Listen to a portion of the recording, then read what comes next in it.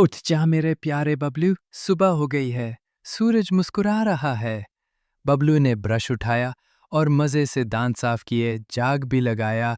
फिर वो नाश्ता करने बैठा। सीरियल और दूध का मज़ा लिया। क्या मज़ेदार नाश्ता था। अब स्कूल का वक्त है।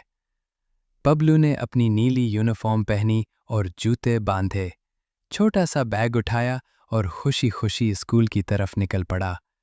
क्लास में जाकर वो आराम से बैठा, उस्ताद की बात सुनी और हाथ भी उठाया। लंच ब्रेक आया। बबलू ने अपने दोस्तों के साथ सैंडविच खाया और हंसा। फिर शाम को छुट्टी हुई और वो थका थका सा बैग लेकर वापस घर आ गया।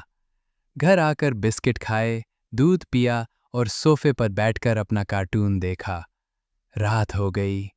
बबलू ने नाइट सूट पहना, दांत साफ किए और सोने चला गया।